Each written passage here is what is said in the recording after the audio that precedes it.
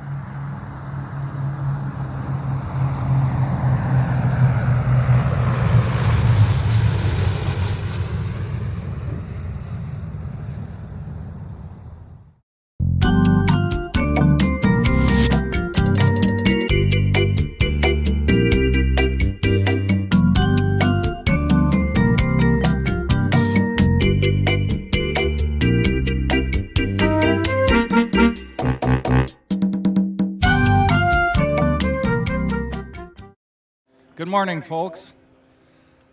My name is Kevin Wisniewski. I'm the chairman and commanding officer of the World War II Air Base off to the west over here, a little bit to the west, northwest. If you want to come visit us, we have what we represent the 340th Bomb Group moving up the boot of Italy. So if you want to step back in time, come visit us. But we're going to talk a little bit about the men that serviced these aircraft and the men that flew these aircraft. To just show you what they wore and what they used, how different it is from then as it is to today. So we're going to start over here with the C model P-51. Reeve here is representing earlier war pilot, how Bud might have looked as he flew the C model Old Crow. He's wearing a British style flight helmet. It's called the C helmet. They found that it was more comfortable than the US made helmet, and the fighter pilots liked them because they looked better. They were issued the leather A2 flight jacket. Up until World War II, all flight gear was made out of animal skins and leather.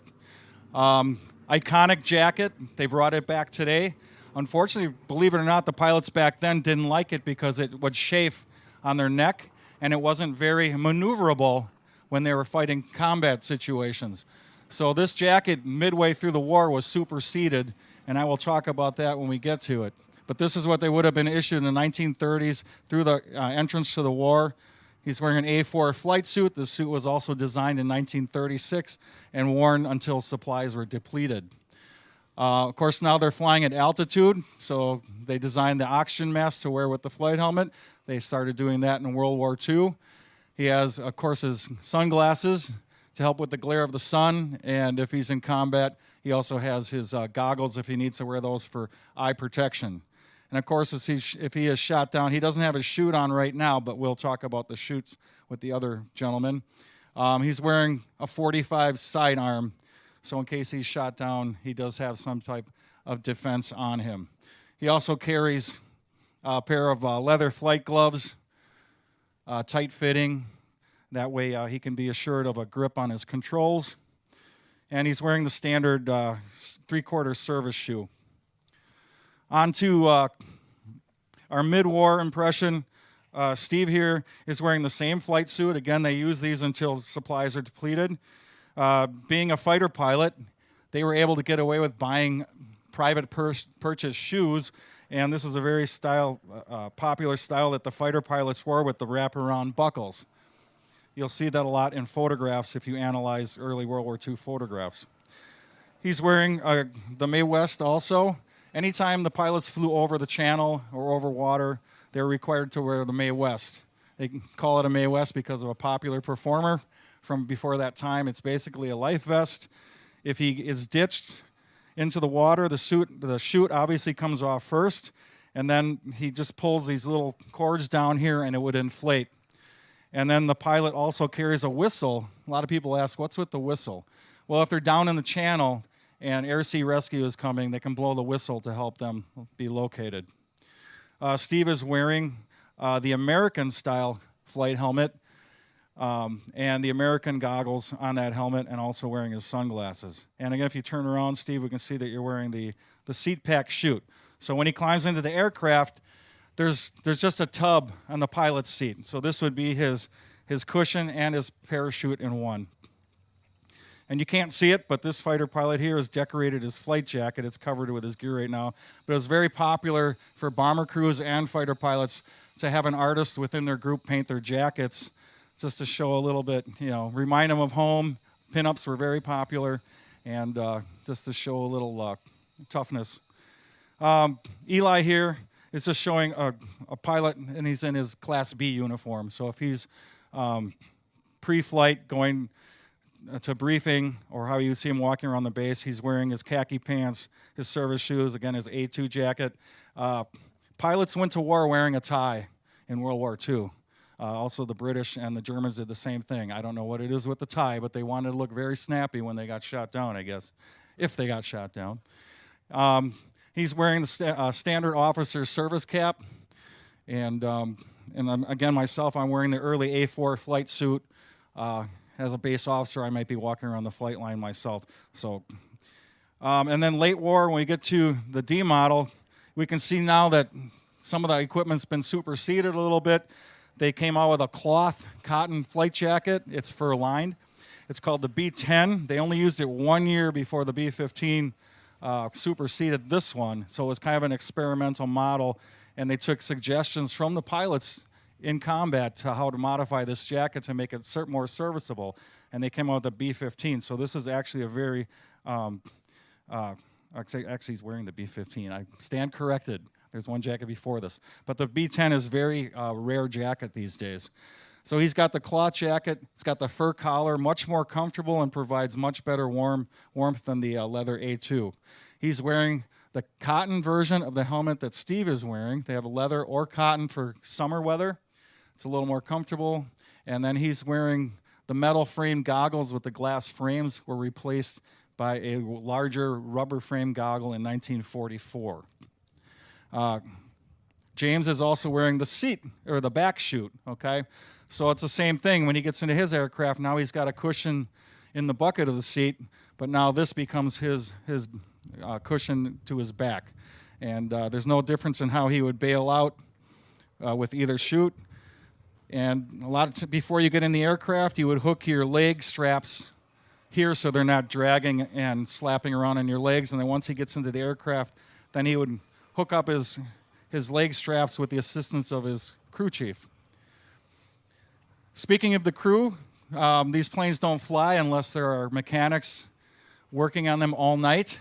So we have our first sergeant here, who he would be in charge pretty much of the whole squadron to make sure things are done right, taking care of his men, see what they need, because they're up all night servicing these aircraft. We have our armorer. Their job is simply to load the ammunition into the wings of the aircraft. We would have a special hydraulics man to work on the hydraulics of the aircraft. We would have, they all look the same, right? We would have one man that's, his job would be making sure the radio works. That's going to be a big problem if your radio doesn't work while you're in the middle of combat. And then we have another crew chief or mechanic over here. A lot of times in the pictures, you'll just see the crew chief, but it took more than one person to service a fighter plane. Now, if it was a bomber, there'd be a lot more crewmen attached to that. And that can vary from base to base, depending on their manpower situation. Again, since we're short of time, I'm going to have to wrap it up right now, so we won't be able to do a Q&A on the equipment, but we're going to stick around here for a little bit, some of us, and afterward, if you have any questions about what these pilots wore, what they use, we'd be more than happy to answer those questions. And again, please come visit us at the camp. We'd love to see you. It's a lot of fun. The kids get to step back in time, and we try to honor our veterans the best we can to show you all how they lived and what conditions they had during World War II. Again, my name's Kevin. Thank you a lot for being here. I know you're going to enjoy the show.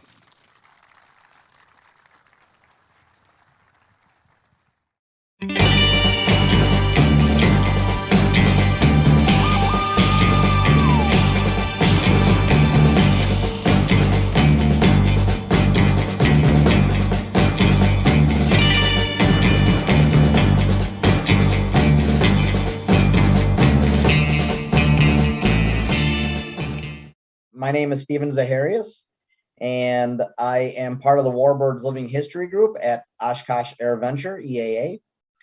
And my role within the organization is photo recon officer, and I assist and am a liaison between our group and a lot of the museums and a lot of the plane owners to do photo shoots, etc. at Air Venture. I've always had a love of history that went back to a very early age. And that was fostered by my father, a lot of veterans in our family. And I just have been involved with veterans organizations before, but what really got me to jump into living history both feet, my nephew was killed in action in Iraq on November 11th. Previously, I had been a history teacher, and on that day, I had been telling my students of the day that freedom isn't free. And I found out later that day the cost to our family as well. And I had just, again, jumped both feet into living history. And I do three eras. I go back to my roots and do ancient Greek, numerous impressions in World War II, and again, numerous impressions in Vietnam. Impressions are different units within the Army, the Army Air Corps, etc. Impressions would be, and I hate when people use the word costumes because that's not what we do. We actually honor our veterans and wear the uniform correctly. And so within that, I do and have many different uniforms to do many different representations of soldiers and airmen.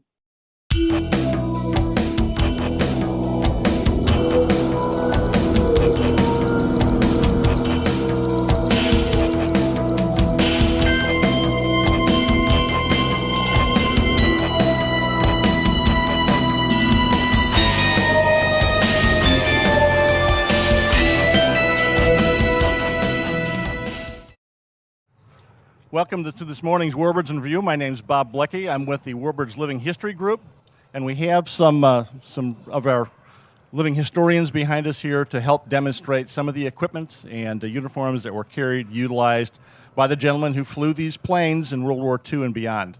Now, the equipment they used was under a continuous evolution, so you'll see detailed differences as the war progresses. You'll have our flight crews here. The first man on my left is equipped with his M422 leather flight jacket with the fur collar, keep him a little warmer at altitude. His cloth flight helmet, and he's sporting a set of Army Navy 6530 goggles, just like you'd see one of the Air Corps pilots flying.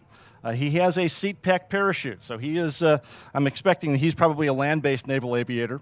He's still wearing his Navy Mark II Mae West life preserver, and this the problem with this particular model, it gives him some cushion to sit on, especially when he's a little short in the inseam. It helps him see over the instrument panel.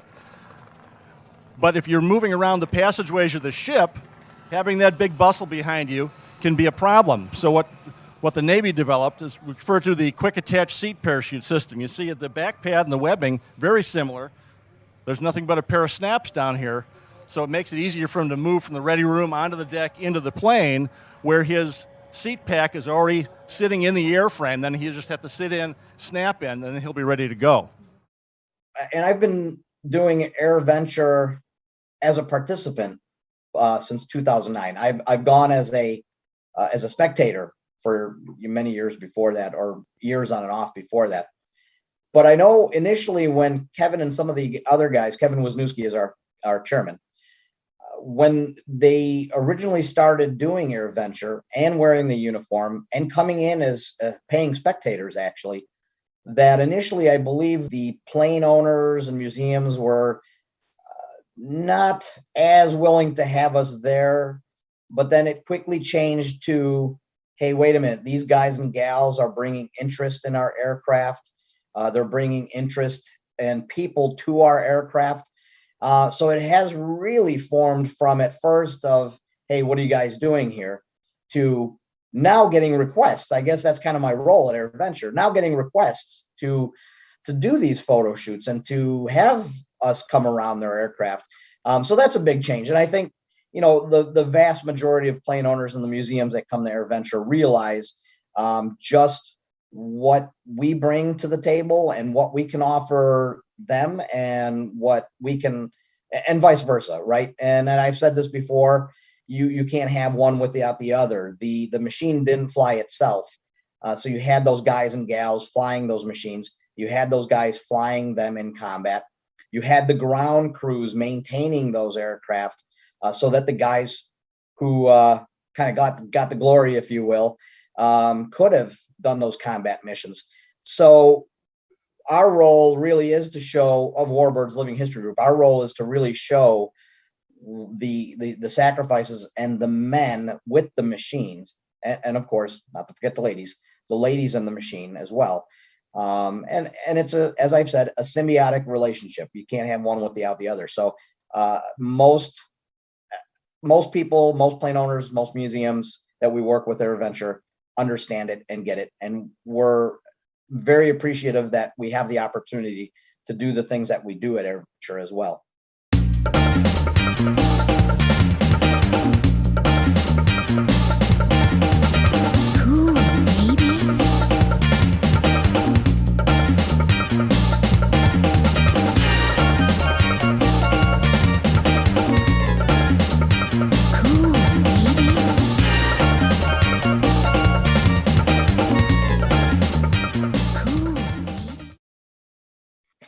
I know that if I bump into people around here or if I'm out and about and I see people who have an EAA sticker, or maybe I'm wearing a Warbirds Living History shirt, and I strike up a conversation with someone, and of course I'm biased, we're biased.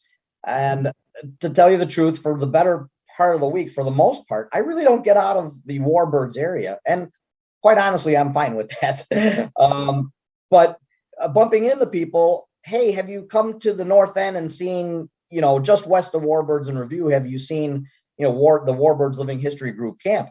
And, oh yeah, I've stopped by. Every year I get the opportunity. I stop by Warbirds Living History Group camp. And just to come through the camp and walk through, and, well, the smell of the canvas, that's something that never leaves a veteran. There's something distinct about the smell of the canvas.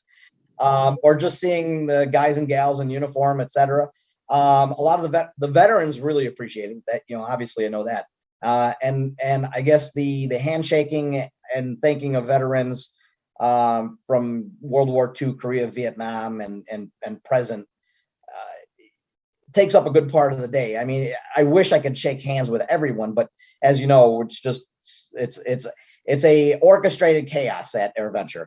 So, and we really do have to, well, as you know, I mean, you guys have to remain flexible as well, but we have to remain flexible because we never know what may be coming down the line for us to do, or what we may be asked to do. I know my first year there, I brought one impression, U.S. Army Airborne.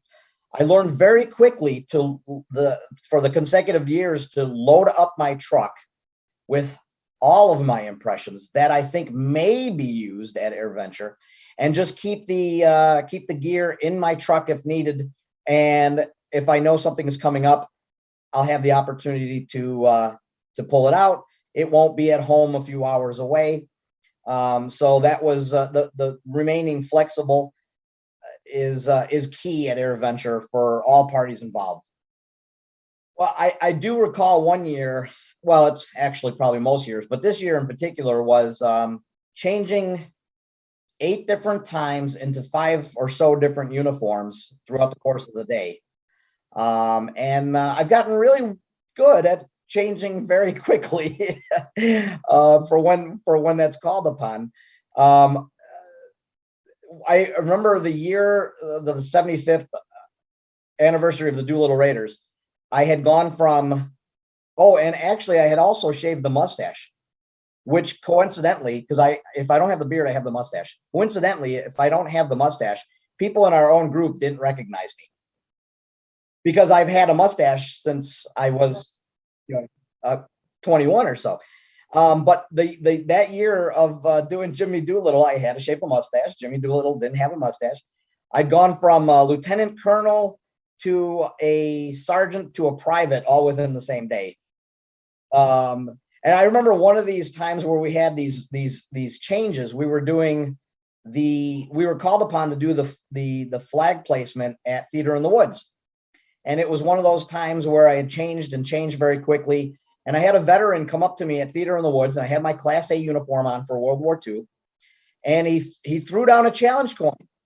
And I reached into my pocket to grab my challenge coin, and I didn't have my challenge coin. It was in the other uniform that I had just changed out of. So he says, "I'm coming by camp, and you owe me a beer." And I said, "After the program, after Theater in the Woods, come on by. I'll get you a beer, and we'll have a beer together." And sure enough, he showed up for his owed beer. So in August of 1943, General Hap Arnold, who was the commander of the Army Air Forces, decided to reorganize the WASP structure and actually give it a name. So what he did is he sat down with Jacqueline Cochran and Nancy Love, and they came up with the division of power, basically. Jackie was going to be in charge of the training and the WASP, and then Nancy was going to remain in charge of the Women's Airfaring Squadron. And it was Hap Arnold that actually christened the group the Women's Air Force Service Pilots. So let's take a few minutes and meet some of the ladies behind me. We have Angie, we have our first recruit to the WASP. So there were 25,000 women that tried to sign up to become a WASP. There really was no reason that they needed to run a recruitment program. Word of mouth, as well as personal invitations from Nancy and Jackie, got enough interest that 25,000 women applied. Now, the requirements were fairly stringent. You had to have a pilot's license, and you had to have 35 hours of flight. Now, you have to remember this is the 1940s, so there were not a large amount of women pilots at this time. So these women walked onto base already knowing how to fly. So of those 25,000, 1,830 women were accepted to the program. And they really did come from all over and from all backgrounds. There were secretaries and clerks. There were a few heiresses. There was even a girl who was in the chorus for the Ziegfeld Follies that joined the WASP. So it really was a very diverse group of women. Thank you, Angie. Next, we have Jackie, and she is a WASP trainee. Now, one of the perennial problems with the WASP is that they remained civilians attached to the military. So there was always a question of what was the military going to supply and what were the WASPs going to have to get for themselves. Each of the trainees was supplied with this lovely HBT coverall. These are mechanics coveralls from the Army. And unfortunately, they really did kind of just get the leftover sizes. So fit, style, not real important. And the ladies quickly dubbed these zoot suits.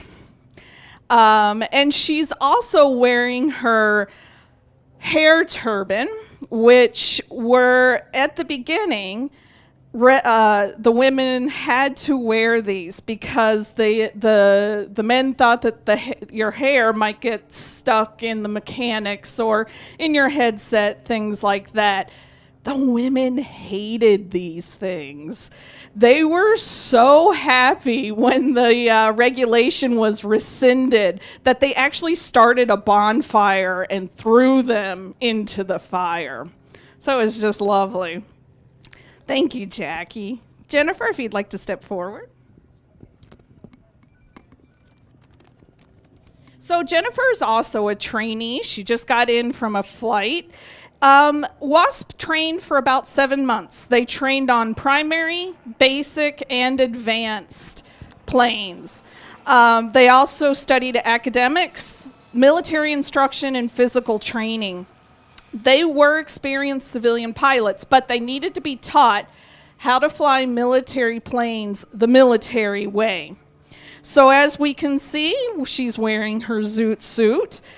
And she has on her ball cap, which was much more comfortable than an urban's turban, as the ladies used to call the turbans. That was in honor of Major Robert Urban, who was in charge of the 318th, and they're the ones who oversaw Avenger Field.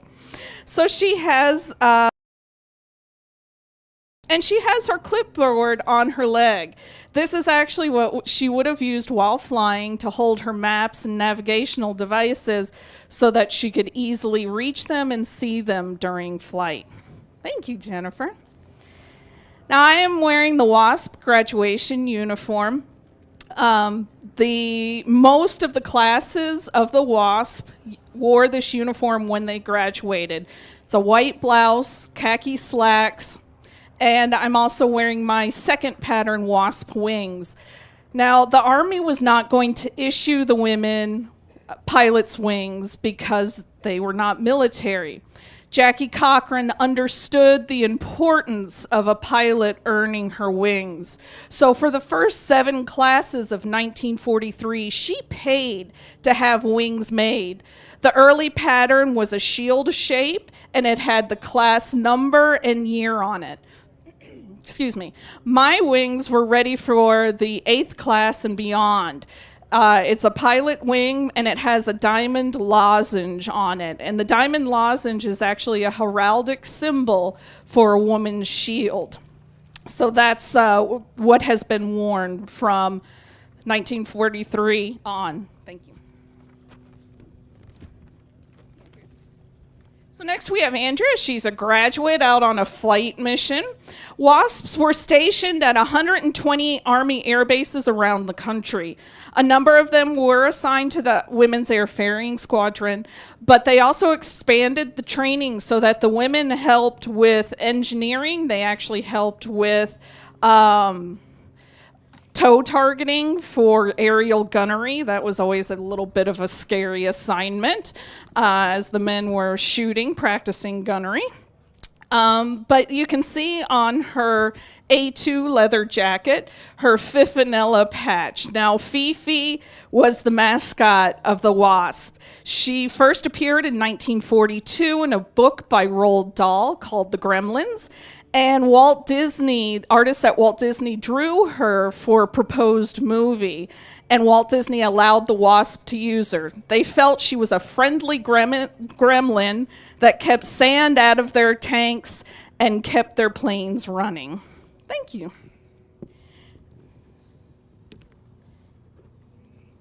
Now, Wasps flew every type of plane the Army had, including the B-29. Allison, if you'd like to step forward. High altitude flying meets shearling. So shearling is what she has on. And she's going to tell you a little bit more about the parachutes in just 1 second. We don't have a Wasp uniform to show you. The Santiago blue is a very distinctive uniform. There is actually one on exhibit at the museum here. I encourage you to go see that. It's lovely. And if you want to learn more about the Wasp uniform, stop by the encampment and we'll be happy to talk to you about it. So the members of the Wasp never did realize militarization, and in December of 1944, they were disbanded, which was very upsetting for them. But in 1977, finally, President Carter recognized the military status of the Wasp. In 1979, they received veteran status. And then in 2010, they received the Congressional Gold Medal. And a number of the survivors actually showed up to that ceremony. So I thank you very much for letting me tell you a little bit about the Wasp. And Allison is going to tell you just a bit about some of the equipment. Thank you, Christine. I'm going to talk to you about parachutes today. We have 4 different types of parachutes that the Wasp used on display. The first one is with Jenny. This is a back parachute. It would have gone on her back, and then she would have been able to jump out and use it that way. Usually they would be able to jump out either by turning the plane around and falling out or getting on the wing and then jumping out afterwards. But they were never trained. They never got to practice. They were simply told what to do and hope they would remember it if that actually happened. Andrea here has the seat chute. Many WASPs preferred this because it was like being able to sit on a telephone book, and that way they could actually see out of the airplane a little bit better. She would have worn it around the back. And then I've got 2 here. This is a harness that we would have been able to hook parachutes on like this. So these parachutes were smaller, and you actually would have had to hook them up as your plane was malfunctioning and you were falling out of the sky. And not only did you have to do that, but you also had to make sure you got the right color parachute. This one is yellow, and this one means that they have loops on the back, and they would hook up to the hooks on this parachute. If you got one of the red parachutes, it had hooks on the back, and you would have hooks against hooks, and you would be in trouble. So you had to pay attention to which one you were jumping out with. You would just hook it up on the back, pull this nice silver handle, and then you would hopefully fall to safety. Thank you. Thank you so much. And again, we appreciate you allowing us to come and tell you about the Women's Air Force Service pilots. Thank you, Bill. Thank you.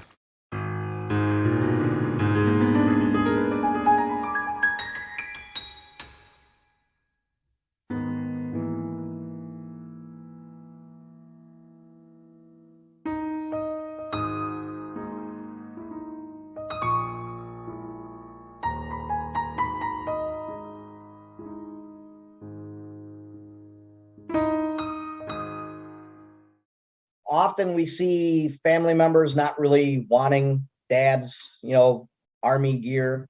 And so if we can get our hands on it, maybe, keep it together or use it. I know at a couple of the shows that I've done, one of the garrison caps that I've worn was from my adopted father, if you will. I was kind of adopted into this family. He was a World War II vet. Absolutely funny guy.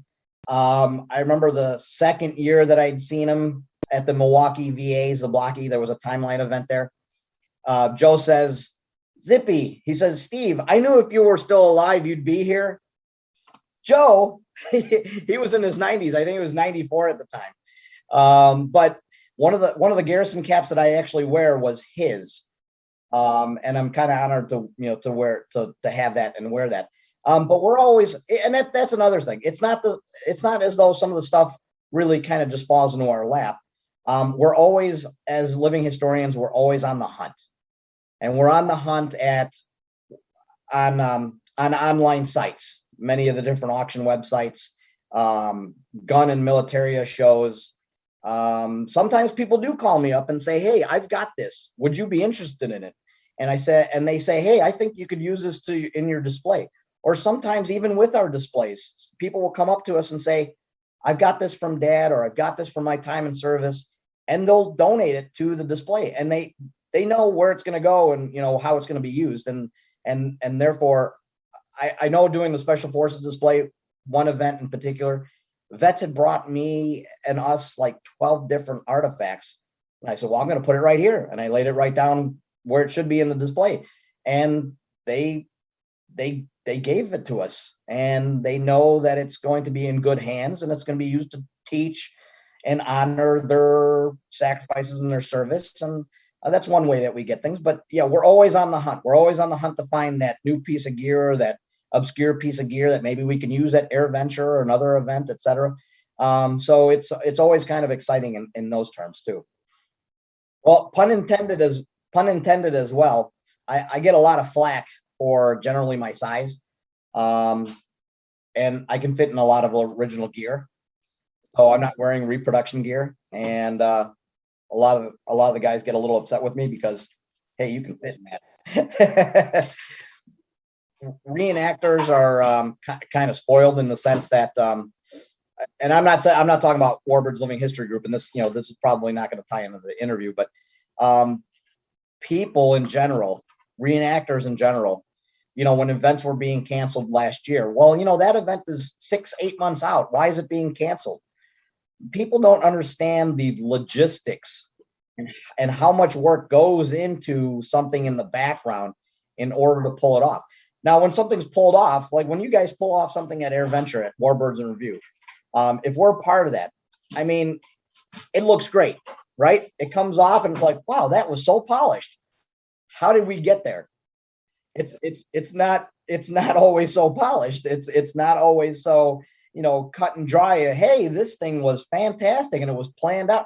And that goes back to being flexible and really just, yeah, people don't realize the work that goes behind the scenes just to pull something off for maybe 10, 15 minutes, an hour for Warbirds in Review, what have you. And having done a lot of logistics in the past and doing logistics even in living history, yeah, there's a lot of work that goes into the background. Answering the questions for the kids. When you see that spark of interest, it probably, and I think I'm speaking for everyone here, it probably reminds us of ourselves when we were younger, regardless of what the interest is.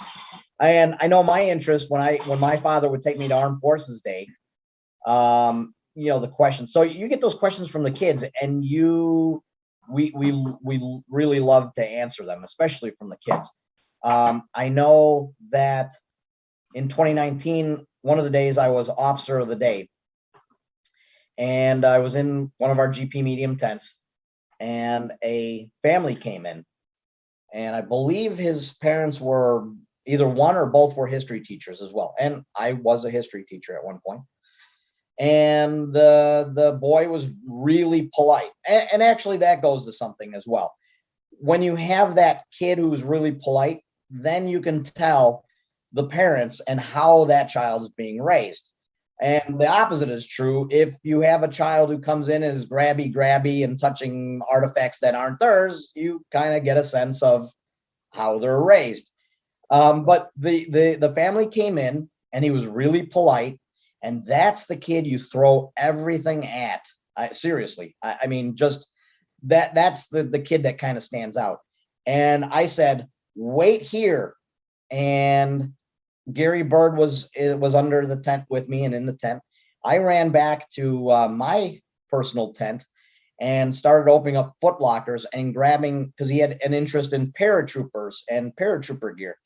And I grabbed all the paratrooper gear I could and went back to the command tent. And we started throwing everything at and on this kid. The parachute, the reserve chute, the Mae West, the helmet, you name it. And you want to keep going? We're putting a helmet on him. You want to keep, this is all the gear that they wore, and there's more. And his parents were snapping pictures and he asked questions. And if we can formulate a love of history we're doing it for the generations before us. And hopefully we actually have the kids and spark the interest so that they can have an interest and do something along the lines that we're doing for the generation before them. Probably guys my age, if they were in service, et cetera, or even younger.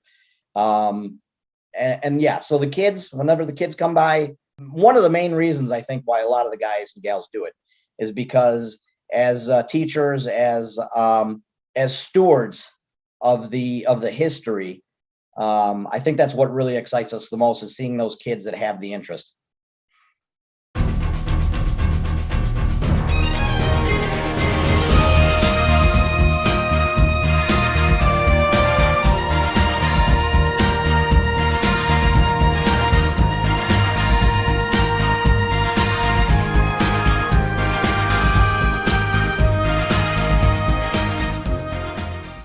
One of the reasons why I love doing living history so much is having been a history teacher, this living history allows me to still teach history, but to teach it on my terms as well. So we do have that freedom, if you will. As far as World War II is concerned, my family skipped that. My grandfather, who I'm named after, was in World War I. My uncle and my father were Korean era, and then my other uncles were Vietnam. So I don't have the connection per se to World War II that some of the people in our group do. Some of the people in our group do have actual family members who were in the Army Air Forces. My connection to Vietnam, when I do Vietnam, is my uncle was second of the 327th, 101st Airborne. So I have that connection. A lot of my friends were Huey helicopter pilots or door gunners. And then actually through the years, of course, I've picked up some impressions here and there. And I do some of the impressions because I have that connection to, somebody that I've met or somebody that I admire. And it's great to have them say, hey, thank you for, again, we're going back to that. Thank you for doing this for me. Thank you for doing this for us. And it's my pleasure. When it comes down to it, it's my pleasure. And here's another thing that people don't really know. So when we're doing living history, and I talked about this a little bit before, all the equipment that we own is ours personally, which also means the outlay of the money for that gear is ours personally. All the time that we are at, say, AirVenture, or we're at other living history events, that is time that we donate. I mean, we'll take my boss knows that, okay, it's coming up on summertime. Steve is going to be putting in a lot of Fridays off. AirVenture, that one I get in as soon as our PTO opens up, and I'm pretty sure she has an admiration of flying as well. So she knows that week in July I'm gone. And so, yeah, the time that we put in as living historians is our own. The money that we invest is our own. And people don't realize that sometimes that the reenactors, that gear is not owned by an organization. That gear is not, our time is not paid for. It's all volunteer time. It's all because we love what we do. And that's what it breaks down to.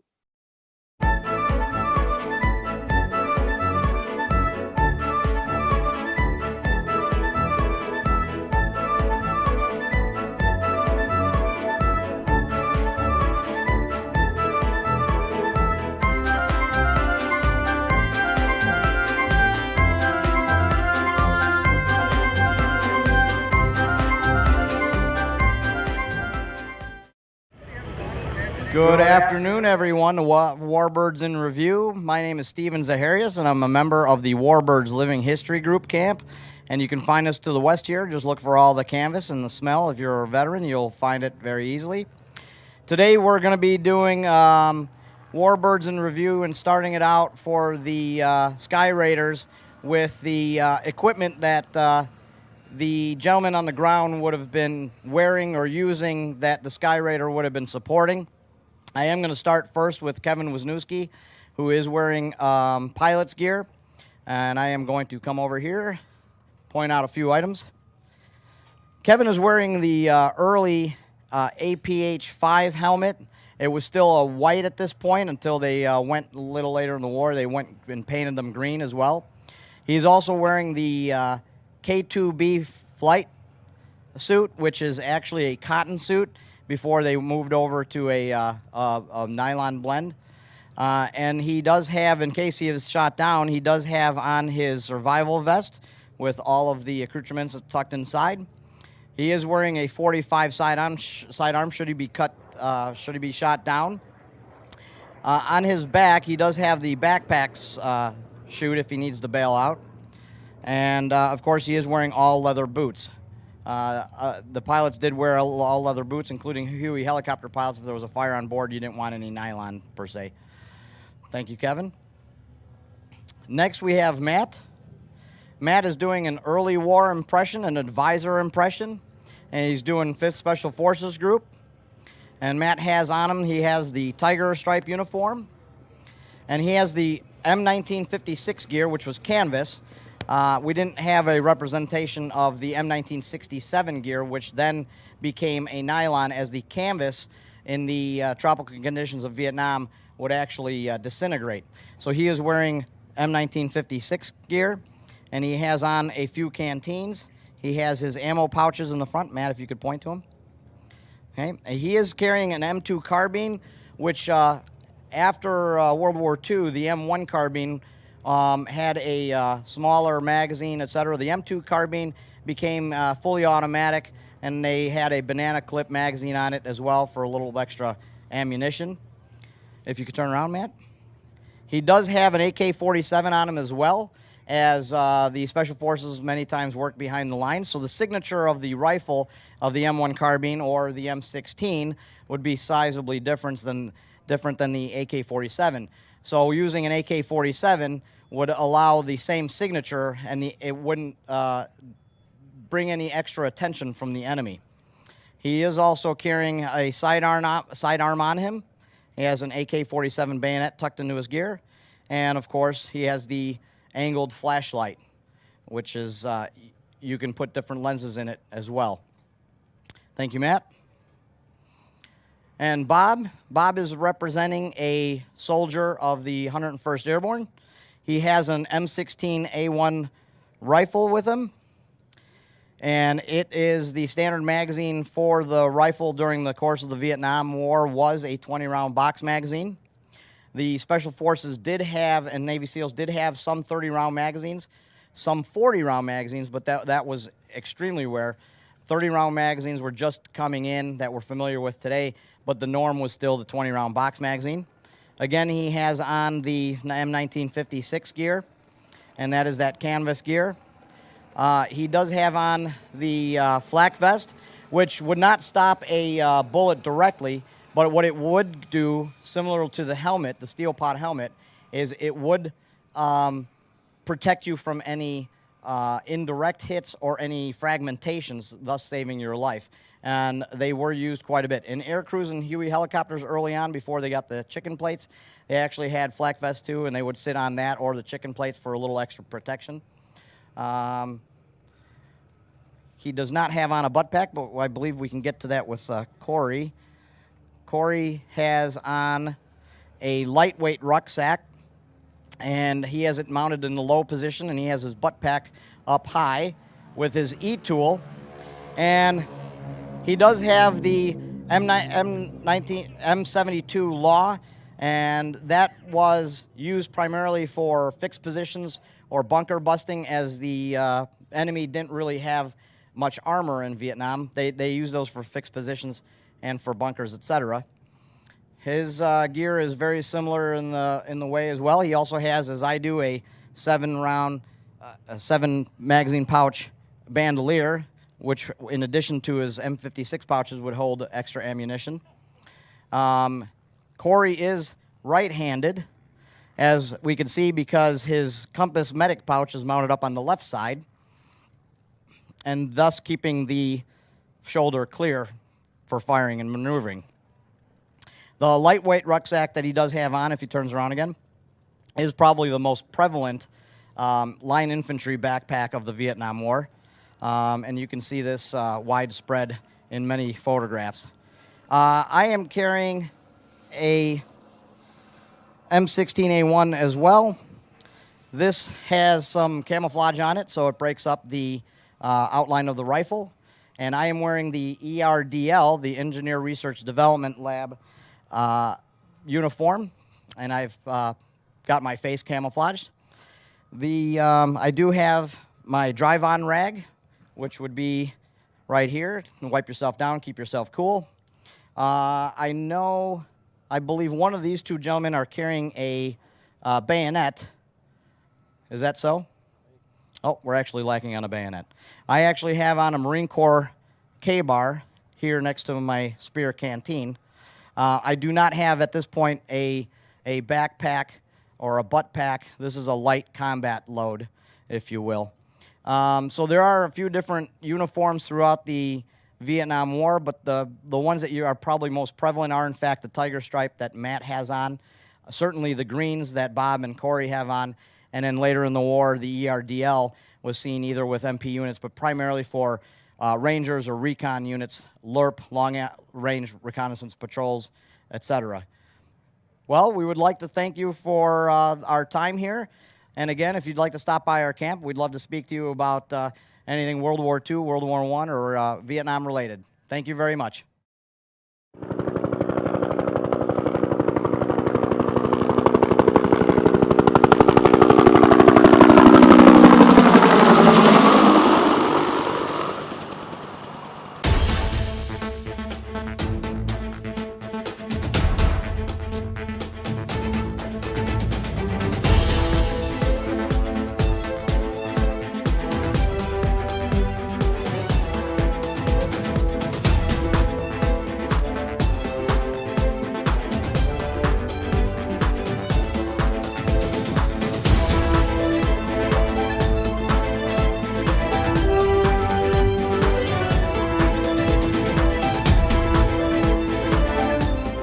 This is the most combat experienced aircraft in the history of aviation. With all those fixed wing things all over the place, never done nothing, never been nowhere. And this bird's been everywhere, done everything. I think it had like over 7 million hours of combat time. 7 million hours, 16 million sorties or something. And when you pull up on the collective, you pull it up, it synchronizes, it keeps the RPM constant, and it's powerful. And the Huey would do anything we ask it to do. It was like going from a Model A to a Rolls Royce.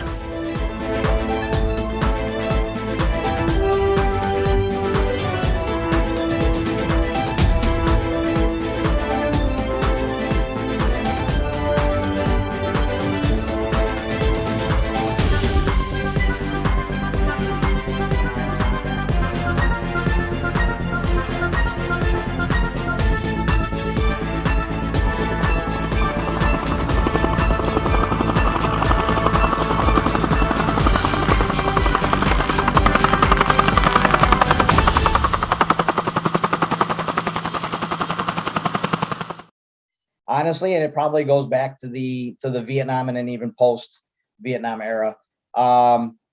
General Brady, when we did the Warbirds in Review, and the Army Aviation Heritage Foundation was there, and I've flown with those guys before as well, and gals. And so General Brady would probably, pop up there, and I didn't even think about it, but I went to shake his hand, and the cart stopped. And we shook his hand. We got a few pictures with him, and I ended up going back and hearing most of the Warbirds in Review that he had heard. But Chip Berger said to me, he says, "Zippy," he said, "you're the only guy that I know that will jump in front of a moving golf cart to shake the hands of a veteran." And I thought to myself, and I said, I suppose I did do that, didn't I? And it didn't even occur to me. So if I would have been hit, I guess it wouldn't have really mattered. But I guess I did jump in front of a moving golf cart.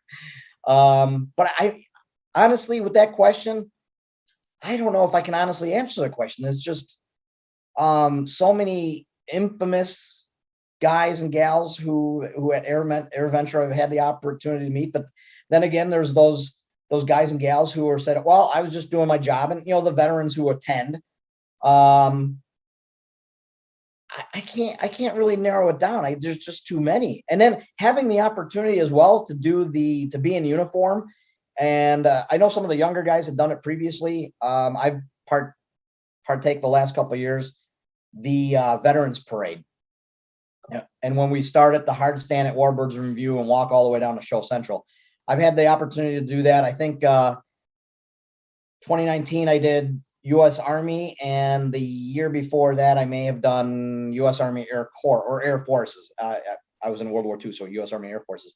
But to lead those guys to Show Central, come on. I mean, that's, my pleasure. I mean, that's fantastic.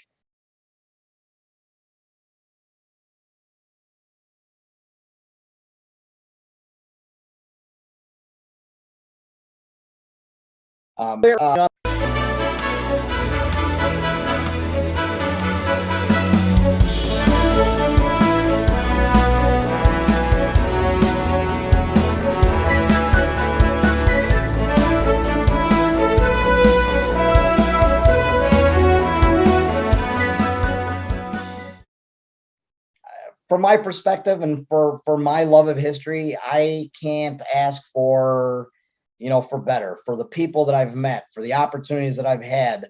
My kids have even, it's normal for them to, what you mean, everybody in school doesn't roll around on tanks and in military vehicles. So they haven't had the normal necessarily childhood in some cases, because they've grown up and around a lot of green machines and stuff. So it's really, if it comes down to it, cool.